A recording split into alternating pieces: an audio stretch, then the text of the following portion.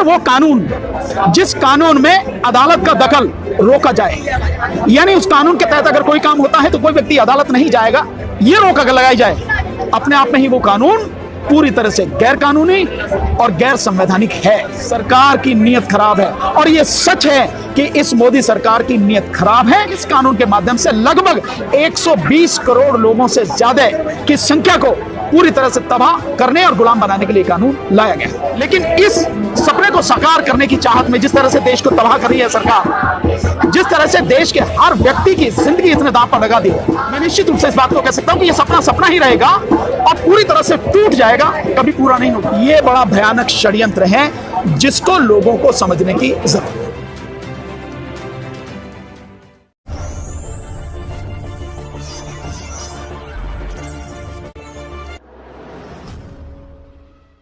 आज 109 दिन में भी इस आंदोलन की ताकत कम नहीं हुई है, बल्कि बहुत बढ़ गई है। यह आंदोलन सरकार के हिसाब से, जो सरकार कल कहती थी कि यह पंजाब और हरियाणा का आंदोलन है, फिर सरकार ने कहा कि यह पश्चिमी उत्तर प्रदेश का आंदोलन है, फिर इस पे एक ठप्पा लगाया कि यह जाट आंदोलन है। यह ना पंजाब और हरियाणा का आंदोलन है, ना ये जो है पश्चिमी उत्तर प्रदेश का आंदोलन है, और ना ही ये जाट आंदोलन है। ये किसान और मजदूरों का आंदोलन है और किसान इस आंदोलन को लीड कर रहे हैं और देश को बचाने का आंदोलन है। ये सरकार जिस तरह से इन कानूनों को लेकर आई है, कोई भी संवेदनशील सरकार ऐसा कानून नहीं ला सकती, लेकिन ये सरकार तो निश्चित रूप से तानाशाह सरकार है और देश की बहुसंख्यक आबादी को गुलाम बनाने के लिए, इस देश को हिंदू राष्ट्र घोषित करने के लिए काम करने वाली सरकार है। जो सपना इनका कभी पूरा नहीं होगा, मैं निश्चित रूप से इस बात को कह सकता हूं कि ये सपना सपना ही रहेगा और पूरी तरह से टूट जाएगा, कभी पूरा नहीं होगा। लेकिन इस सपने को साकार करने की चाहत में जिस तरह से देश को तबाह कर रही है सरकार, जिस तरह से देश के हर व्यक्ति की जिंदगी इसने दांव पर लगा दी, ये बहुत गलत है। सरकार को सोचना चाहिए और सरकार को इन कानूनों को तत्काल वापस लेना चाहिए।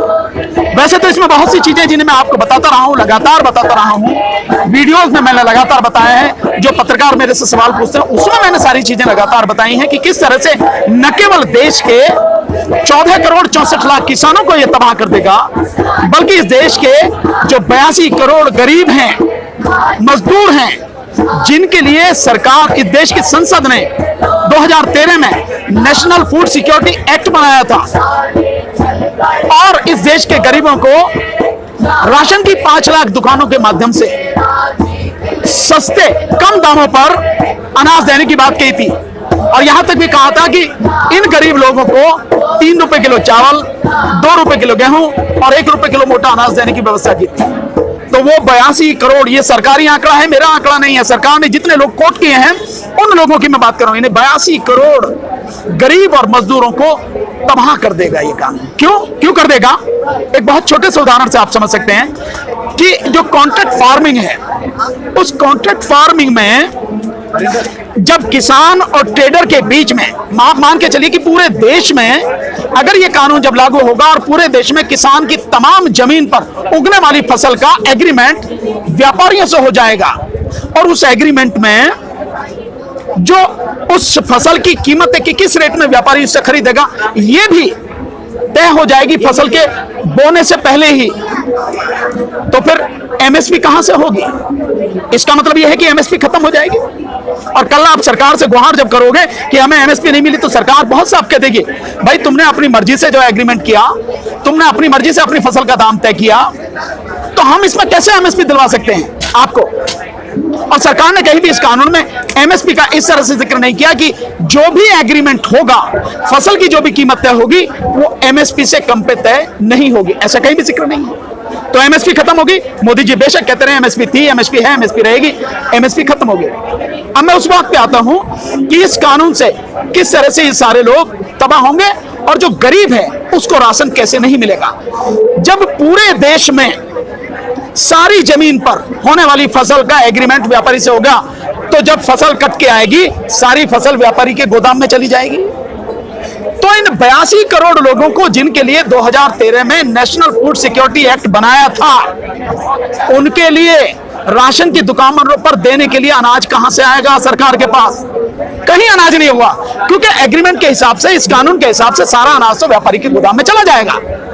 इसका मतलब यह हुआ कि जो 82 करोड़ लोग हैं वो भूखों मरेंगे, और सरकार यही चाहती है।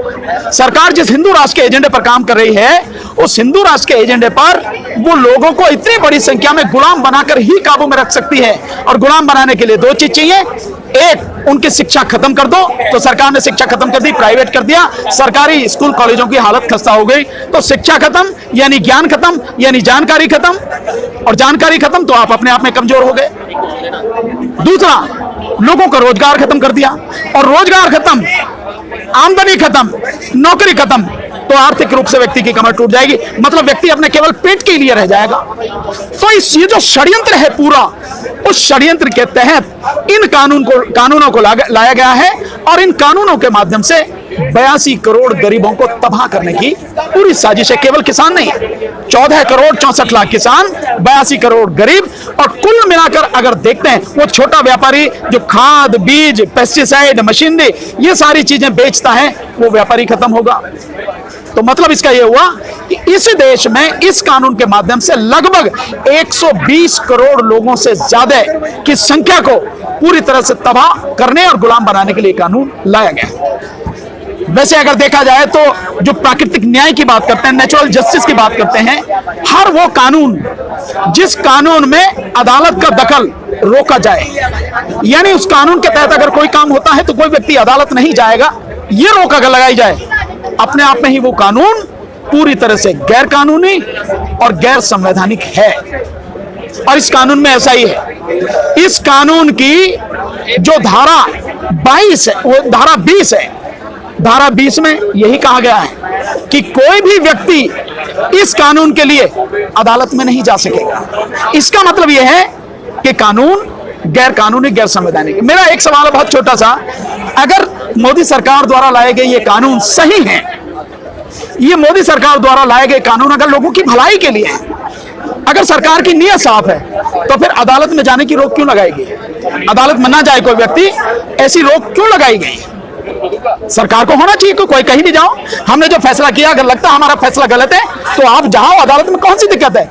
नीचे जाओ कोर्ट में, ऊपर तक सुप्रीम कोर्ट तक जाओ, क्यों दिक्कत है? लेकिन अगर रोका गया है, इसका मतलब यह है सरकार की नीयत खराब है। और यह सच है कि इस मोदी सरकार की नीयत खराब है, क्योंकि जिस एजेंडे पर काम कर रहे हैं, ये नहीं चाहते कि कहीं से भी इस सरकार के काम में रुकावट आए। और अदालत में, माना अदालतें भी अब सरकार के हिसाब से काम कर रही हैं, पर कुछ जजेस तो ऐसे ईमानदार, इतने मजबूत हैं, इतने स्ट्रांग हैं, कानून इतना बढ़िया तरीके से समझते और लागू करते हैं कि सरकार के लिए दिक्कत खड़ी हो जाएगी, इसलिए अदालत में जाने से ही रोक दिया जाए, नंबर 1। और नंबर 2, जिस तरह से बात कही है कि इस जो एग्रीमेंट वाला कानून है, कॉन्ट्रैक्ट फार्मिंग का कानून है, उसकी धारा 18 के तहत एक बड़ी अजीब बात की गई है। बहुत मजेदार बात आप देखें कि एक व्यक्ति के हाथ में आपने हथियार दे दिया मेरी गर्दन काटने का, और उसने मेरी गर्दन काट दी और फिर कह दिया भाई इसके खिलाफ कुछ काम नहीं है, इसके खिलाफ कोई नहीं होगा।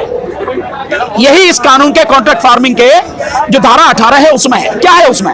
उसमें कहा गया है कि इस कानून के तहत राज्य सरकार, केंद्र सरकार, राज्य सरकार या केंद्र सरकार का कोई भी अधिकारी, एसडीएम, एडीएम, डीएम, कोई भी काम करेगा, कोई भी फैसला लेगा, उसके खिलाफ आप किसी अदालत में नहीं जा सकेंगे, उसके खिलाफ कोई भी कानूनी कार्रवाई नहीं होगी, ना तो सिविल सूट फाइल होगा, ना ही कोई फौजदारी मुकदमा उसके खिलाफ होगा, और ना ही किसी भी तरह की कानूनी कार्रवाई उसके खिलाफ होगी। इसका मतलब यह हुआ कि आपने अधिकारियों को खुली छूट दे दी, जो मन में आए करें, यानी अधिकारियों को इतना संरक्षण दे दिया। वो व्यापारी जिस पर अथाह संपत्ति है, वो पूंजीपति जिसके पास इतनी संपत्ति है कि उसको पता ही नहीं है, और उनके साथ में सरकार खड़ी है, देश का प्रधानमंत्री खड़ा है, पूरा शासन प्रशासन खड़ा है। ऐसे लोगों के हाथ में, ऐसे लोगों के सामने आपने एक गरीब और मजबूर किसान को छोड़ दिया। जिंदा रह पाएगा वो, या पूरी तरह से तबाह हो जाएगा? बिल्कुल तबाह हो जाएगा। ऐसा ये कानून है। तो जो कानून अधिकारियों को खुली छूट देता हो कि वो कुछ भी कर दें तो कोई दिक्कत नहीं है, ठीक इसी तरह से ऐसा समझे आपको कि जब कोरोना काल में मई में, शायद 24 या 25 मई के आसपास की बात होगी, जब 17 मई तक ये 20 लाख करोड़ का झुंझुना पकड़ाया था इसने उसके नाम पे कि ये सपोर्ट कर रहे हैं देश के लिए, एक वो लेके आए हैं मोदी जी सपोर्ट करने के लिए 20 लाख करोड़ से ज्यादा का पैकेज लेके आए। उसके बाद में 5-7 दिन बाद एक मीटिंग करी थी वित्त मंत्री ने उनके साथ में, जो बैंक के लोग हैं उनके साथ में, और बैंक वालों को खुली छूट दे दी थी कि आप जिसको जो लोन देना है दो, जो भी शर्तें हो दो, आपको घबराने की जरूरत नहीं, आपके खिलाफ में कोई कार्रवाई नहीं की जाएगी। इसका मतलब साफ है कि आपने जिसको ये छूट दे दी कि तुझे जो करना है कर, तेरे खिलाफ कोई कार्रवाई नहीं होगी, तो बेईमानी होगी, लूट होगी, भ्रष्टाचार को आपने खुली छूट दे दी। तो ये वो सरकार है जो भ्रष्टाचार मुक्त भारत की बात करती है और पूरी तरह से भ्रष्टाचार में खुद डूबी है और भ्रष्टाचारियों को पैदा करे, भ्रष्टाचार को बढ़ावा दे रही है।